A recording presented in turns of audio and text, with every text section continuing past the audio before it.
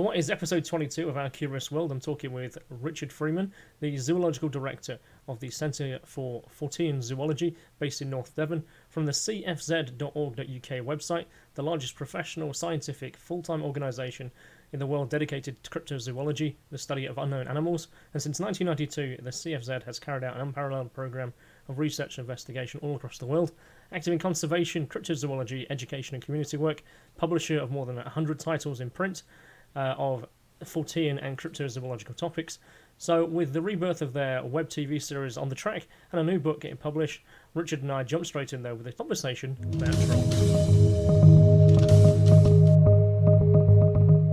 Trolls, because they were so elusive and so savage when cornered. The descriptions of them were much more massive than human beings, covered with shaggy hair, big brow ridge, flat noses, immensely muscular. Females had long drooping breasts, and they could lift huge rocks that no man could lift and hurl them.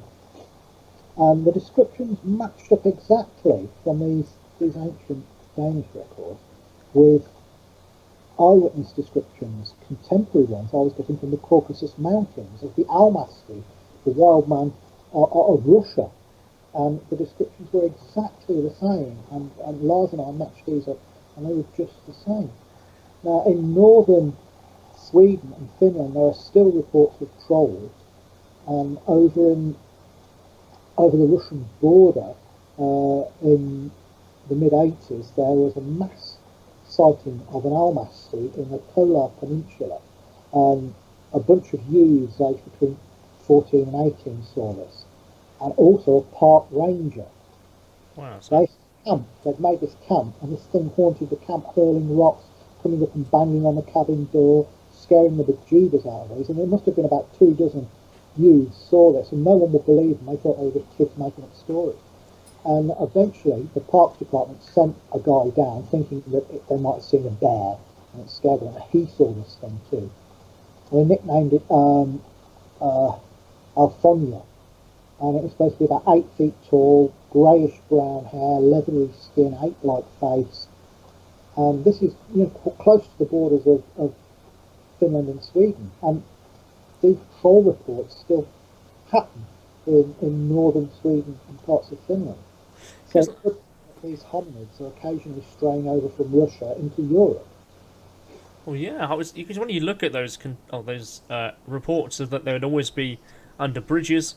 I can remember reading reports of where they'd have like ogre nests, which I find is quite interesting because of course silverbacks do that. They create a weave on the floor around where they sit, and I was like, and ogre nests appear to say sort of the same thing. And I guess trolls too. They would hide where there's natural shelter, which I guess under a bridge or in the back of houses appears to be exactly what they would do. And there's the old legend that trolls, if they're struck by sunlight, they'll turn to stone, which may be based on the fact that they've become nocturnal to avoid competition with modern man. We know that chimpanzees in certain parts of Africa have become nocturnal to avoid man. So interesting, I didn't know that. Legends, there are always a spark of truth, a grain of truth to all legends. For example, dragons, they are one of my favourite subjects. There are dragon legends in every single culture on Earth. The fact that the word is pretty similar in every culture as well, I find is quite interesting. Yeah, there's a folklorist called Michael Wetzel who's traced them back, and what he did was look at folklore and legends using a phylogenetic tree, which is something that biologists do. They look at shared derivative traits, and he's found out that a lot of our old favourite fairy tales like Rumpelstiltskin and things like that, and Beauty and the Beast, they go back much, much further than we thought, not just hundreds of years, thousands of years. And he's traced the legends of dragons to sub-Saharan Africa at least 40,000 years ago. Wow, so I guess there's the stories of like the Draco, and certainly in northern China I've seen reports, and their dragons are quite interesting. The descriptions, the fact that they are flying creatures, they appear to have scales that almost are metallic. They appear to cast fire out when they in the sky that is a danger to people. They appear to have wisdom. I find those characteristics are quite interesting, as well as the sometimes animalistic aspects. But they appear, it's as odd as it sounds, they appear to be almost like vessels or vehicles. I know that. Oh, I've heard that story, and when you look into it, there's nothing to it. Absolutely nothing to it at all. Nothing at all. The dragons are reptiles. They're always described as reptilian. In the Orient, they're godlike creatures. Yeah. Associated with rainfall. Their breath condenses and falls as rain. They have this long serpentine form. They're very wise. They can control the flow of water. They're not usually aggressive unless you provoke them. In the West, they're associated with fire, the element of fire, but also they live in and around water and wells and lakes and things. But they're malevolent. They're always seen as negative, breathing fire and poison. But they're always looked on as creatures. In the earliest legends, they're more god than beast. They're more godlike. Things like Tiamat and from Sumeria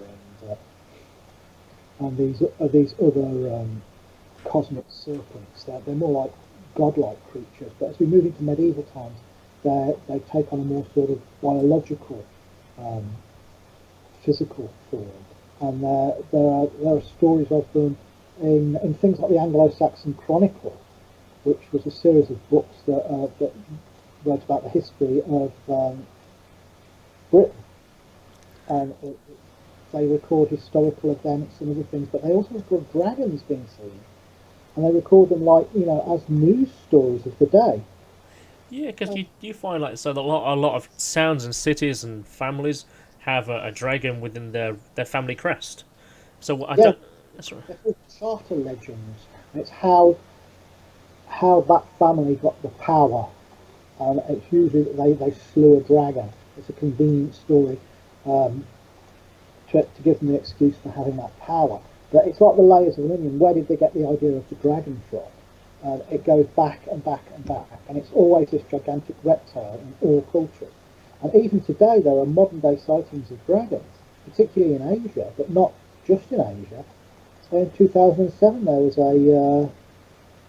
in Ohio, in a place called Oconto Falls, there was a mass sighting of a dragon by numerous people, and they describe it as being white. Its scales were white.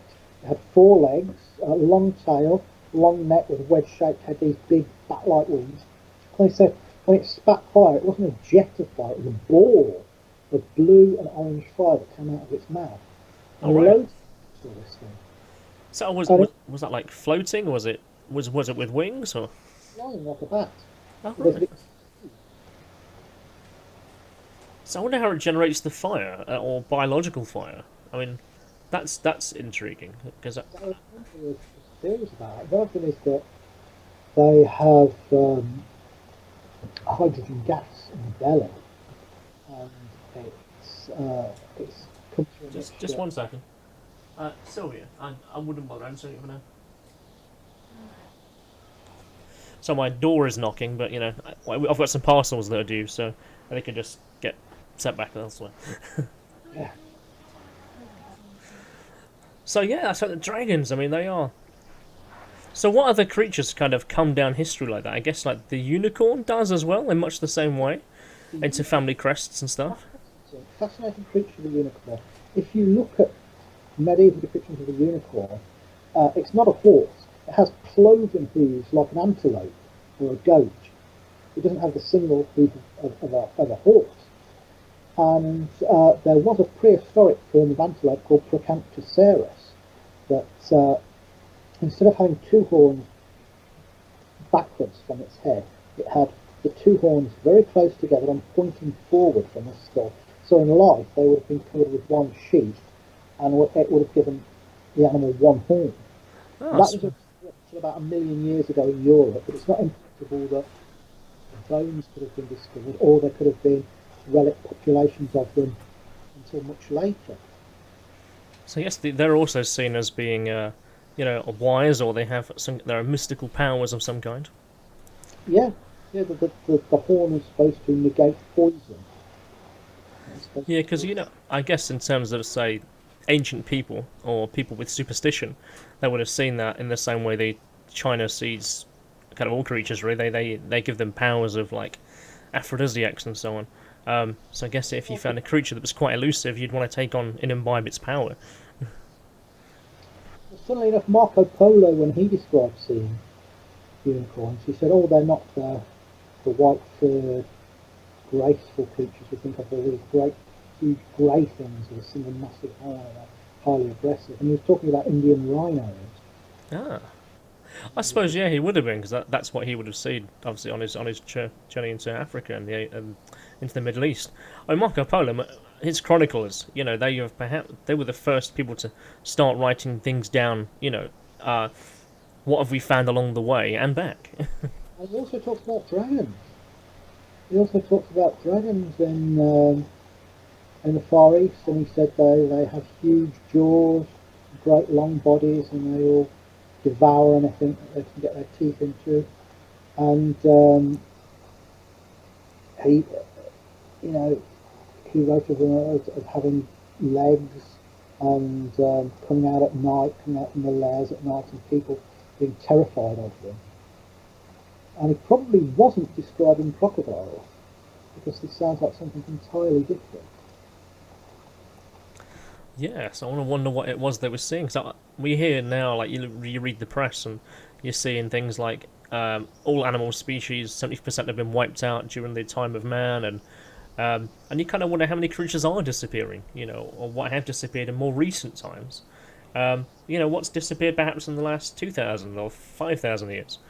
Particularly characters that have made it way into myths and legends and stories and folklore that are handed down orally, yet are technically within the memory of people and story. We've seen the functional extinction of the northern white rhinoceros recently. There's only 2 females left in the entire world. Yeah. And the rhinos have been forced into extinction because of mythology similar to that of the unicorn horn. The idea that powdered rhino horn is a sort of cure-all, and it's worth more than its weight in gold. Complete superstition. Rhino horn is keratin, like worth your fingernails. Yeah. So basically, rhinos are being hunted into extinction because of fairy tales. It's incredibly sad, isn't it? It really is. The only way to stop that, the only way to save the rhinos, is that all the countries that have wild rhinos in them have a shoot to kill policy for poachers. Don't try and capture them alive, blow their heads off. Yeah. And then you go after the dealers in Vietnam and China and take them down, because that's the only way you'll save rhinos. Do you think there's perhaps what's the word for it? There's not encouragement, perhaps, but I see things in the paper like going $50,000 to the person who might want to kill this last endangered creature. I'm like, you what? why would anyone do that?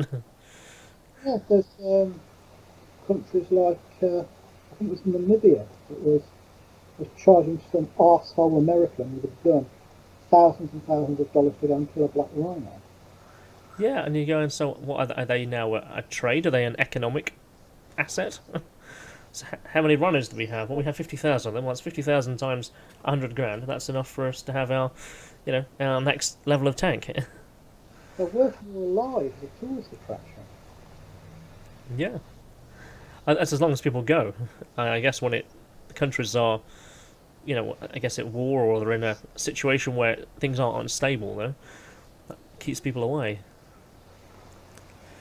Anybody involved in stuff like that, I absolutely condone the killing of. Yeah, absolutely, I understand. So there was I was a guest actually on a radio show some 2007, 2008, and there's a guy whose name I always forget when I come to try and remember it, and he's a cryptozoologist himself, and he was the main guest on there. I was covering the news, and he said to me what has actually stuck with me this entire time, and it said that if people saw something they didn't explain, they couldn't say. If they saw an animal they couldn't explain. The problem is that most people have never even seen animals that they know and to describe. So most people have never even seen a badger or a deer. So how do people describe a creature that perhaps isn't known to science? Yeah, that's more or less what Debbie Marta said when describing the orang pendek. She said she was so dumbfounded by it that she found it difficult to describe, because she was expecting a bear or something to walk into that clearing, or if the orang pendek existed, she was expecting it to look and act like an orangutan. Sumatra, the orang pendek, the name means short man, is found on the Indonesian island of Sumatra, and it's been reported as far back as the days of Marco Polo, who wrote about these hairy wild men living there, and in the days of the East India Company, Europeans would have encounters with these creatures. It's said to be 3 to 5 feet tall, covered in long dark hair, usually black or grey, very powerfully built, and have a strikingly human-like face. Is that because perhaps they don't have hair on the face? Do you think that would have been an evolutionary path? Because I guess orangutans don't have much facial hair, do they, generally? Apes have no facial hair, they have a clear face. Yeah, I guess we do. So I have always wondered, I mean, again, just kind of diverging conversation here, and I really apologise for that. Someone described to me as, are humans, in fact, apes that were in water? And that's why we don't have any hair on our bodies, or as less of. It's the aquatic ape theory, and there's theory that at a certain time in our evolution in Africa, we started to exploit foodstuffs that were in the water. We were going into the water a lot more, and that's how we lost our hair, because it gets waterclogged, and that's why we stand erect, because we're walking around in the water. There are a couple of big problems with that theory. One is, if you're going into the water in Africa, you're going to get eaten by crocodiles. They're more dangerous than any of the animals on land. They'll take down a fully grown lion like that. Yeah. Yeah, you're going to get eaten. Also, we know that bipedalism isn't solely a human thing. We know that certain fossil apes were bipedal now, and it's been suggested that instead of becoming bipedal when we went out onto the savannah and we were having to stand up and look around for predators, bipedalism started in the trees, where we're sort of balancing on branches and lifting our arms up like that. Orangutans do this and balance like that on branches, and that's where the first bipedalism came from. Oh, okay, I didn't realise that. That's really interesting. So, with the orang pendek then, so the islands that are around Sumatra, how many... Does each of the islands have its own unique hominid? Well, we think that the orang pendek is a ground-dwelling form of orangutan, a ground-dwelling new species of ground-dwelling orangutan. I found some hair that was examined by Lars Thomas at the University of Copenhagen, and he said it's related to the Sumatran orangutan but distinct from the Sumatran orangutan. Now, the whole landmass of Malaya, the Malayan Peninsula, Borneo, Java, Sumatra, it was all one landmass once called Sunda. And when the ocean levels dropped, Sumatra, Borneo, Java all became islands, separate from the Malayan Peninsula.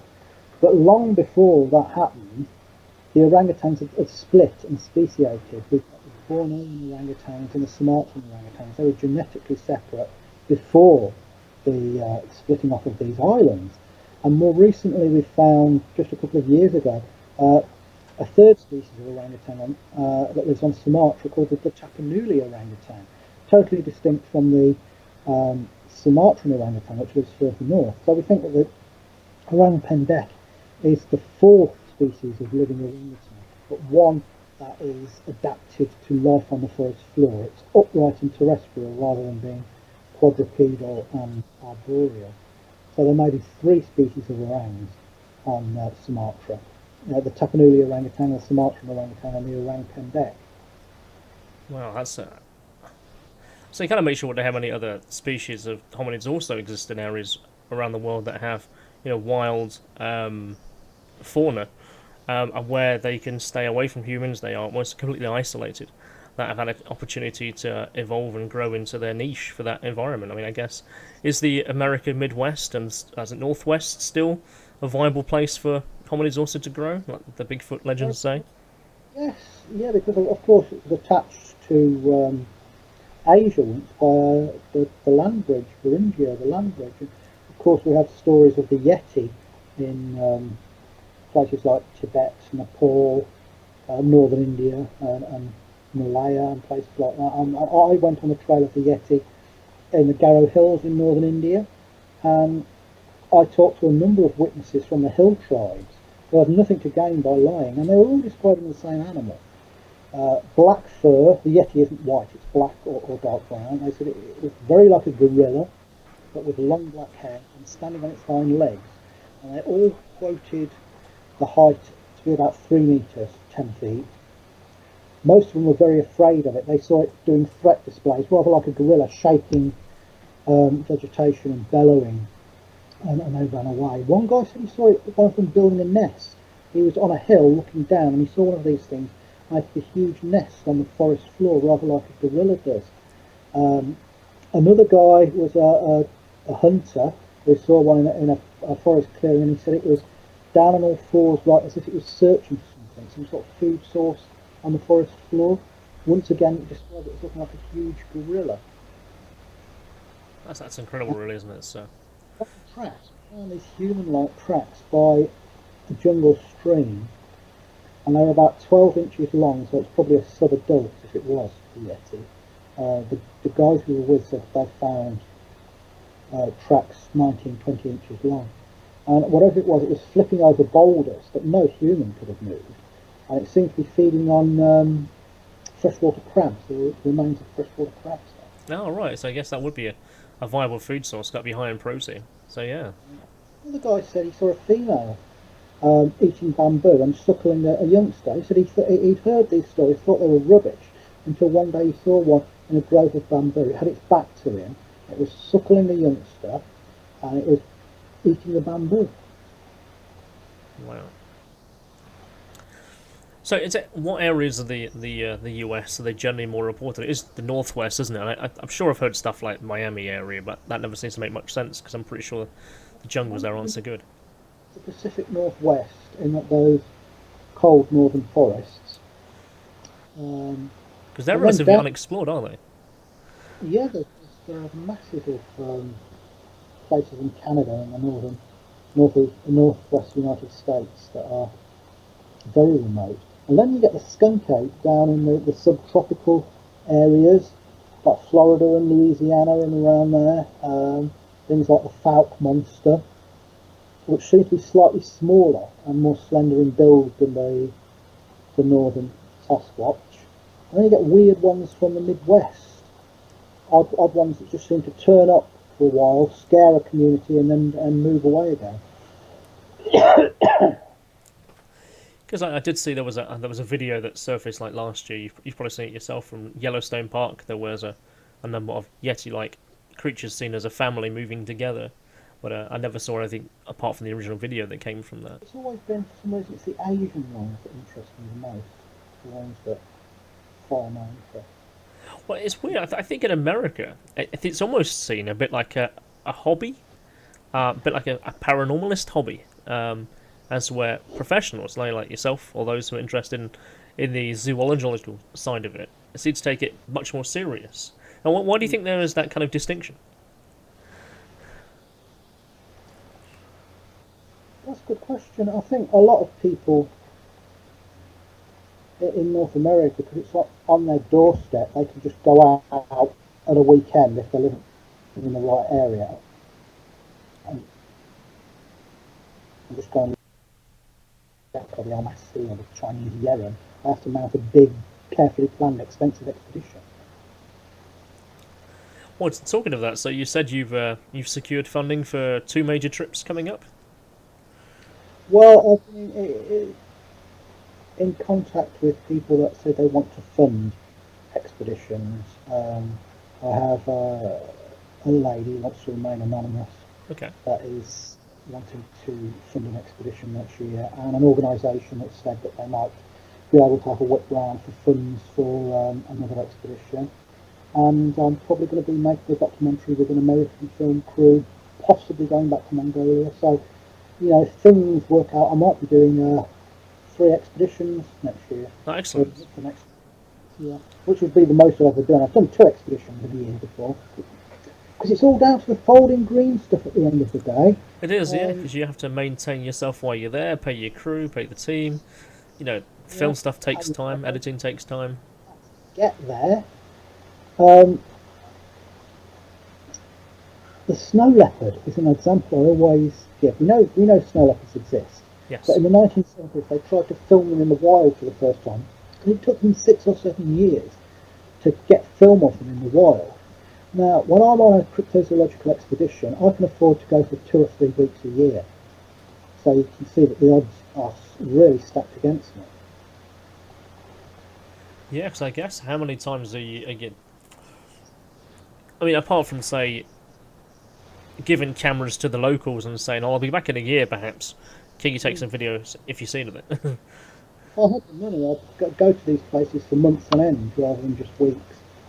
I'd be months in Sumatra or Tasmania and places like that. But so how's the culture out in Sumatra? I mean, how is the pendek associated into their culture? Is it something they see and know, and it's one of those things they wave at, or is it part of their mythology? How do they see it as part of their day-to-day life? No mythology to it whatsoever. The last time I was over there, we got a huge amount of witnesses together. We talked to about 20 people. We got them all together who had seen these creatures over a very wide area of Western Sumatra, all describing the same creature. None of them gave any supernatural elements to it whatsoever. They think it's an animal that lives in the jungle that's rare. One guy said he saw it in an old graveyard that had been was on the edge of the rainforest, and it was a bit overgrown, and he saw it stand up from behind a gravestone, and at first he thought it was a ghost because it was in a graveyard. And then he realised it was this animal, the orang-pendek. So I wonder what they think of us. What they see effectively something that looks a bit like them but a lot taller. Do you think they are, in terms of an alpha state, they're like, I'm just going to back away from that? They try and avoid human beings, even though they're massively stronger than a human being. Hugely strong. I've heard stories of them tossing logs around that no human being could possibly move. One guy who said, a guy called Mr. Pimple, he said he saw one. It reminded him of Mike Tyson. It was so bulky. Its shoulders and the way its head sat down on its shoulders with little or no neck. It was so muscular. And but they have been moving into this area called the Garden, which is a semi-cultivated area between the rainforest proper and cultivated areas, where they grow crops in this slightly overgrown semi-rainforest area. And we've had stories of them raiding crops. The one guy said one smashed its way into his shed and stole his sugar cane. And there are a lot of sightings from this area, which is very promising indeed. Well, I guess that would make sense because they see the food is readily available and it's easy to access. As opposed to going up in the trees and going through the rigmarole that they normally go through, it's happily available. Another thing that interests me is tool use with these things. You hear stories of the Yeti using rocks, hurling down rocks to smash the skulls of yaks and things. And the orang-pendek is supposed to use tree branches or fallen sticks like a club, or occasionally use a sharp stick like a harpoon to spear fish out of rivers, which was fascinating. The almasti too. The almasti is supposed to use clubs and rocks to hunt with. And famously, Zana, the one that was supposed to have been captured in the 1850s, it was said that she would bang rocks together, which sounds almost like she was making a primitive stone axe. Well, right. Or maybe even sound. Like the fact that it makes the way that kids knock things together and they makes it sound like a bell, or they tap things just so they can experience it. And I guess that any member. The whole tool use is things like the Yeti and the Sasquatch and the orang-pendek and the almasti. Fascinating. Yeah, because it's almost like they're at Stone Age level. Yeah, apes use tools. All the known apes use tools for various things. So when do you think that they'll? So if we're looking at apes as, say, Stone Age man now, effectively, what do they need to do to, hit the next level? If we're looking on them in that sense, to Well, start fire? that's a sort of false idea of what evolution is about. Evolution doesn't have a goal. No. It's constantly making itself better. That's the Victorian view with us humans at the top of the evolutionary peak, and the apes and monkeys beneath us, and going down. It doesn't work like that. Evolution is about adapting to your environment. So if there's no evolutionary pressures to change, you won't change. No, no, you're right. You're right. So they use the tools they need to get on with. A good example is sauropod dinosaurs, the long-necked dinosaurs. As their necks got longer, their brains got smaller, so they wouldn't have to pump as much blood up, 40 foot of neck to feed their brains. So it's not always about improving; it's about adapting to what you need. That's a fair point. That is a fair point. So what other cryptids are on your radar as things that perhaps you're not investigating actively, that are grabbing your interest? Well, the other thing that really interests me is the Tasmanian wolf, the thylacine. I've been down to Tasmania 3 times now, and I've interviewed so many witnesses, good witnesses, old ex-loggers that have seen this creature, um, and there's been a government licensed shooter who goes out and kills feral cats. He's seen it a couple of times.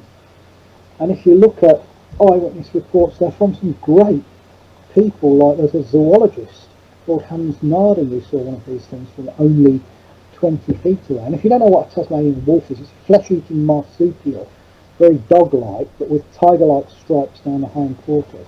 Supposedly hunted into extinction on Tasmania in the 1930s, the last one dying in Hobart Zoo. But since then there's been 4,000 sightings of these things, and it's been called the healthiest extinct animal to ever meet. I can see why. So, yeah, that was absolutely fascinating, and like I said earlier, Tasmania is the size of Ireland, but when you get over to the west of it, there's nobody there, it's just wilderness. The population on the whole of the island is less than 500,000, concentrated mainly in 2 cities. So there's a lot of space for nature to grow, to evolve, to adapt to that environment. And I guess if you were a creature with no human interaction or no rivals, you're probably going to thrive in that environment. And back in the 19th, early 20th century, the people that were familiar with the thylacine, they said its smell was very like that of a hyena. And All there right. was on an expedition, I was on a remote path in the forest, and I got this smell. I used to be a zookeeper, and this smell was just like a hyena. It was as if something had just gone past a few minutes before and left this scent trail. So what does that scent? What's it in aid of? What does it do? Is it just to ward off? Is it to distract or annoy? Or It's probably there's similar way to other animals use it. They use it to mark out their territory, but the general aroma of the animal is like, you know how dogs have a certain they smell do, and yeah. cats have a certain smell. The thylacine was meant to smell like a hyena, and this, whatever had been across this track moments before, while I was walking on, smelt like a hyena. So I guess you were ready to jump off the track and go find it straight away. Sadly, I didn't see anything. We set up some camera traps, but they didn't get anything. But it's one of those, I think it's one of those close calls. Another time I was in Russia, and I was staking out an old abandoned farmhouse with a Ukrainian biologist and a Ukrainian archaeologist and a group of Brits. And this old farmhouse had been abandoned since the 70s, but the Almasty was supposed to lurk around it sometimes. And one of the guys, a guy called Anatoly, had seen a 7-foot Almasty there a number of years before. And there was another story about some shepherds who were on the veranda of this old abandoned house one night, the door at the end of the veranda swung open, and there was a 7-foot almasty there that walked along the veranda, picked one of the men up, just moved him out of the way, and jumped off the end of the veranda, disappeared back into the forest. So we set up a load of camera traps. We set out bait, fruit, and meat, and things. And about 10 o'clock at night, there's a weird twittering noise, like a bird. And one of the vocalisations of the almasty is supposed to be this weird twittering. Another guy that was with us, Gregory Panchenko, had seen one of these things, and he said it was making a twittering bird-like noise. And another witness we talked to, an old lady that had seen one, and she was a girl, said it was making this weird twittering noise.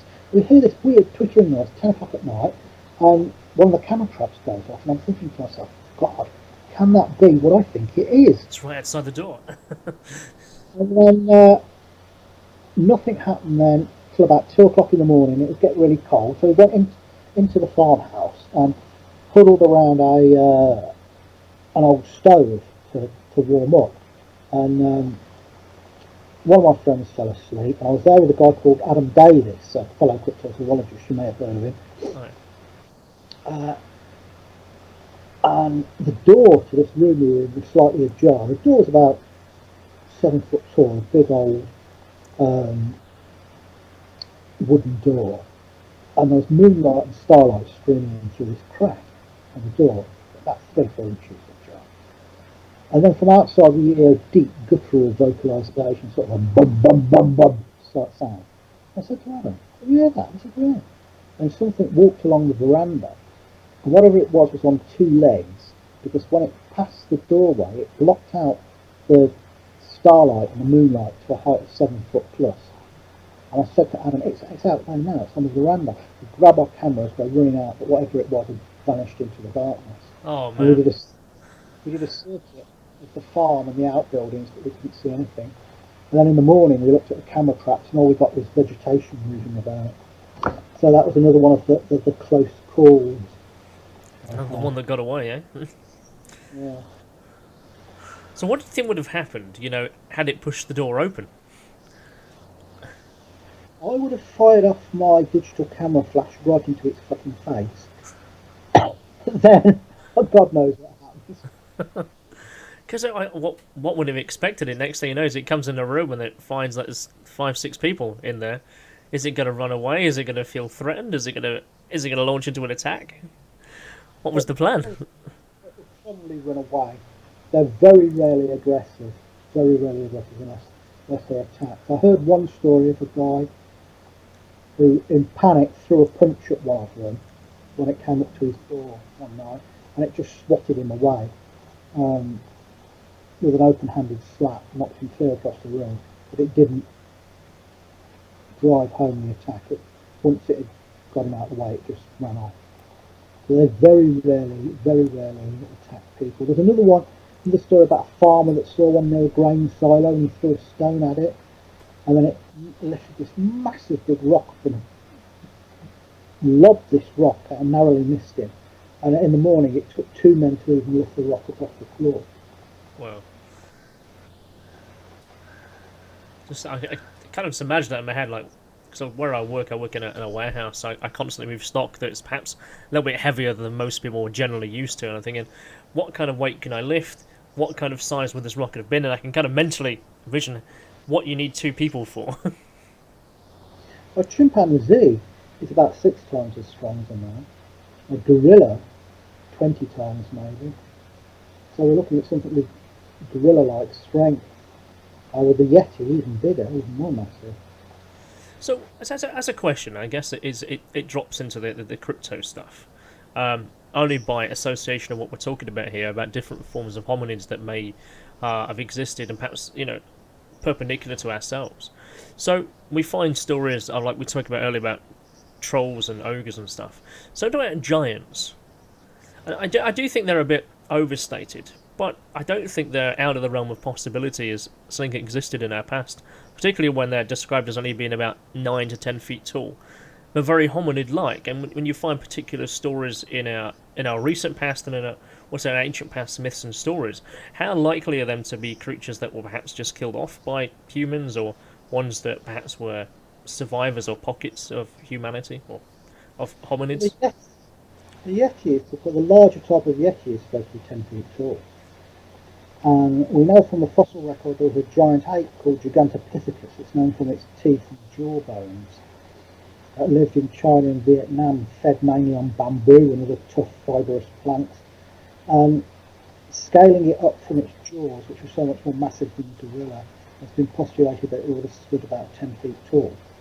So things like this can exist and did exist. Because, like, I guess taking a few holy books as an example, there's like the Samson and story. He was supposed to have been a giant of a man. Then you have the David and Goliath story, I guess. You got Goliath being a 10-foot tall person from Canaan who apparently had hairy arms and a hairy back and didn't speak very well. You know, does that mean that he was perhaps an ape-like human? Maybe he was some sort of a hybrid, if he existed. Yeah, of course. Maybe he was some sort of a hybrid, because there are stories of the Almasti hybridizing with human beings. And we know that Neanderthals, Denisovans, and other species of hominids that have a ghost lineage, we haven't got the fossils, but we just infer them from the genetic makeup of certain populations of people. We know that there's a lot of interbreeding between modern humans and other hominids. Yeah, so I guess, like you said, there's the ghost lineages, the ones that kind of split off, diverge, perhaps don't last very long. And then they. I mean, do you think. I mean, humans and, say, chimpanzees and gorillas generally, they're too far apart, aren't they? But would any of these other hominids perhaps be closer to us presently? Well, we know that we know we've got every human who's not black African has got something like 4% Neanderthal genes in them. Yeah. Then the people from around New Guinea, and in Tibet, they've got Denisovan in them, and there are other populations that have other hominids that we don't know about, but we've just got the genetic makeup of them, and we haven't got the bones yet. It's a matter of finding the right places and the conditions they would have survived, isn't it? And I guess also digging down, far enough. There was a story I read right recently about how scientists will only I think it's geologists would only dig down so far in the ground because that's all science says that should be there. And then by accident, one guy who was digging a Native American site, he dug an extra 5 feet and then continued to find more stuff that was lower down that defied his knowledge, and then went quiet for like 20 years and then wrote a book about it. Yes, they don't like it. They don't like pre-modern Native American archaeology in North America. They'll try and quiet it. They'll try and stamp on it and quiet it down and suppress it. Yeah, which really, yeah. Human remains from North America seem to be Siberian. They have links to the Siberian people. And that's right, yeah. It would have been easier to cross because of the land bridges and masses of ice. But it's a sort of form of racism in it that they hate anything that's not Native American, modern Native American that might be older. Which is not the way to do science. No, it's not the way to do science. I guess there's plenty of evidence that's coming up now about earlier civilizations that might have existed in North America and South America and so on. Because I find it's interesting, in North America it's perhaps the only continent where there's not large mammals. There's no even horses were indigenous there, but they were wiped out and were reintroduced back, which I thought was quite interesting. Lots of large mammals, usually mastodons, mammoths, giant stuff. They all became extinct around about 10,000 years ago. Yeah. I guess with the Younger Dryas impact, and I guess that caused America to change extremely much geologically, or sorry, on the surface at least, and the whole world appeared to have its whole face changed effectively. There are stories of ground sloths surviving in South America, in the jungle of South America, where they're known as Mapangauari. Not the big elephant-sized ones, but more the sort of bear-sized ones. What's your experience with, like, say, South American stories? I've only been to South America once, so I'd like to do much more work in South America. I went on the trail of a giant anaconda, which is an animal I find utterly fascinating. You know that the anaconda can grow to around about 27 feet, but there are persistent reports of them anywhere from 40 to 60 feet in the depths of the Amazon, the Orinoco. What are they eating to maintain that kind of 40 foot? Cayman, That's right. jaguars, tapirs, large fish, manatees. You've got to remember that snakes, they're cold-blooded, they've got a low metabolism, so they only need to feed once in a while.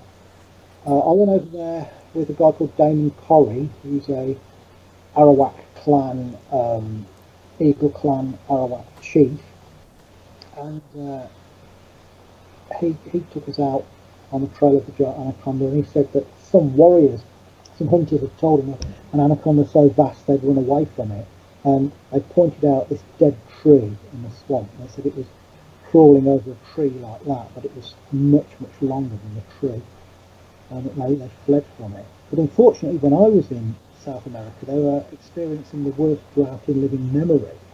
It was viciously hot, and we were out on a savanna area, and we were all suffering from heat stroke, and the rivers were so low that we couldn't get along to the very remote lakes where these huge snakes were reported.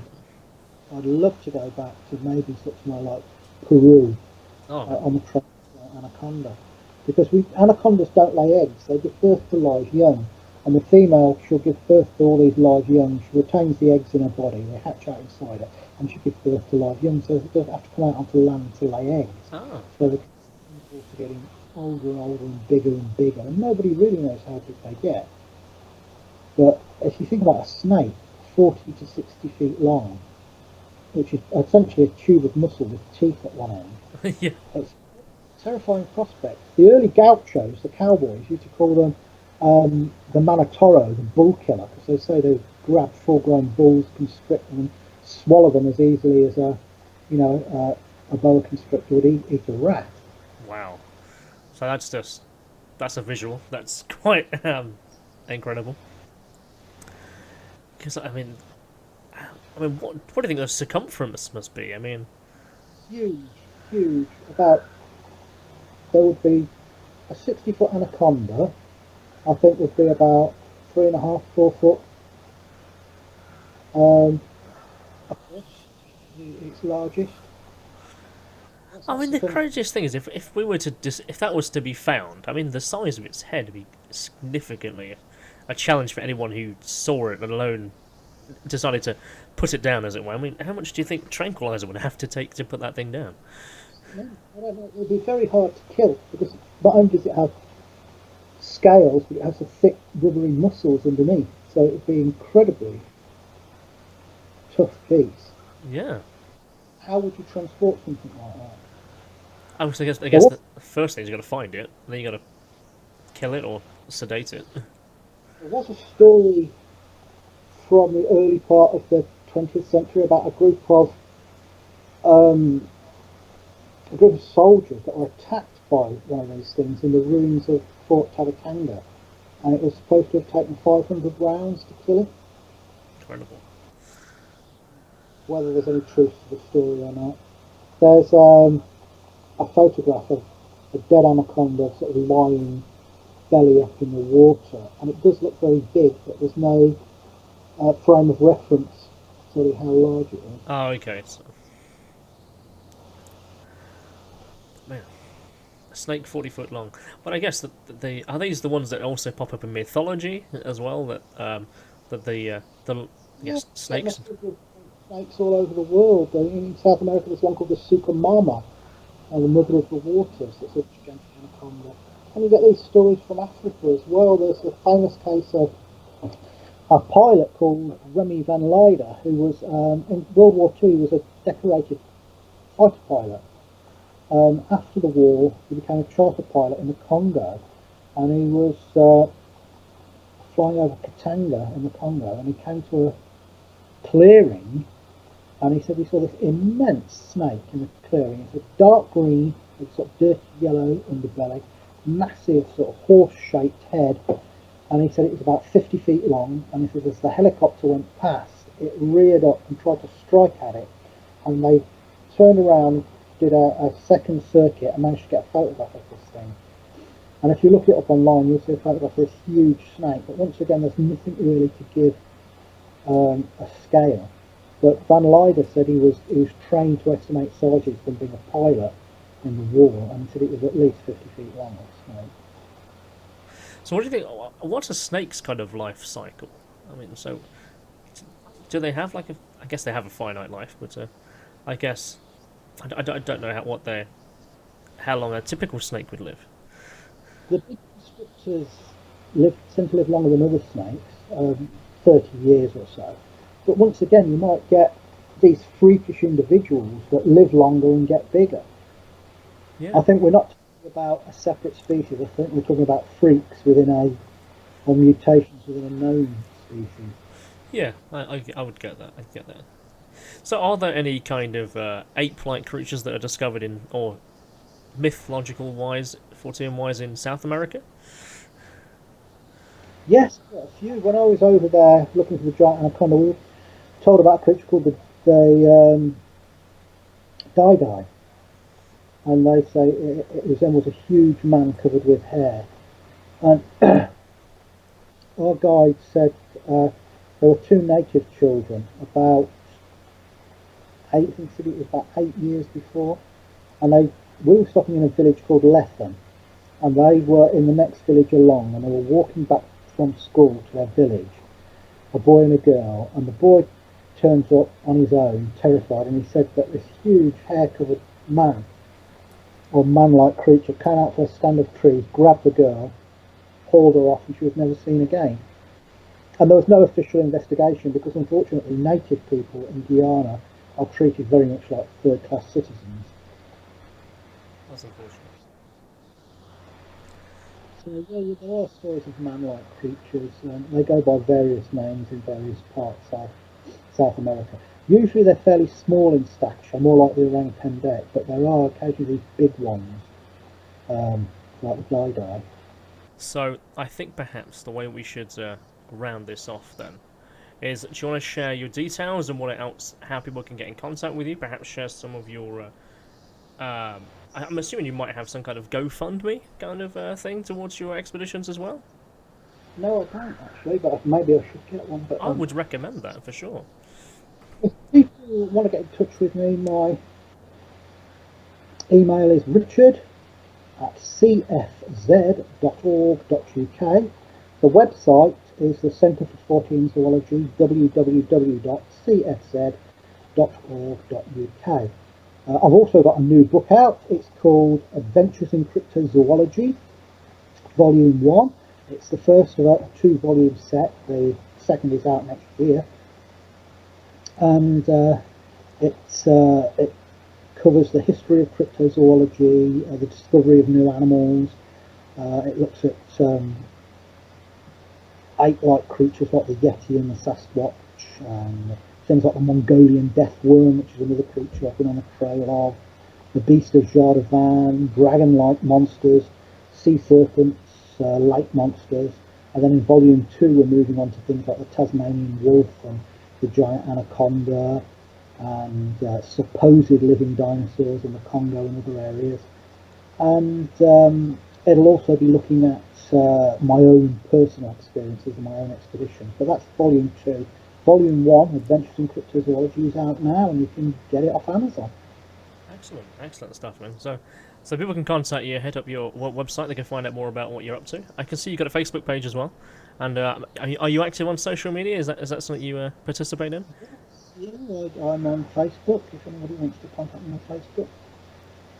So do you, obviously I know you spoke at the ASAP conference, do you use the ASAP as a kind of a hub as well? Well, if people can get to me through ASAP, certainly. I'm hopefully going to be speaking again next year. And I write for the magazine on and off. And I also write for Fortean Times on and off. Excellent stuff.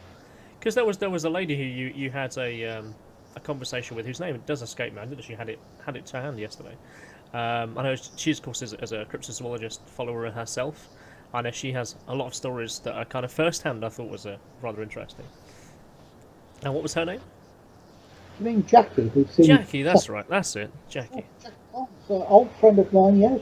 Saw two Sasquatch run in front of a car she was in, 60 miles down an old logging road in, I think it was California.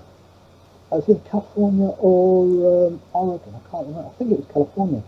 And she'd just gone down this road, not planned to do it, she'd just gone down it on a whim. She didn't really believe in Bigfoot, she was looking for other wildlife like bears, and these two creatures ran across the road in front of her, and she was there was a guy in the car with her that saw them as well. 7 foot tall, muscular, covered in thick shaggy black hair, olive coloured skin, thick brow ridge, big dark eyes, broad flat noses, and she said they ran out from the side of the road, they stopped in the middle of the road and dithered for a bit, and she could see the faces twitching with alarm when they saw the car, and then they carried on running off down this big slope.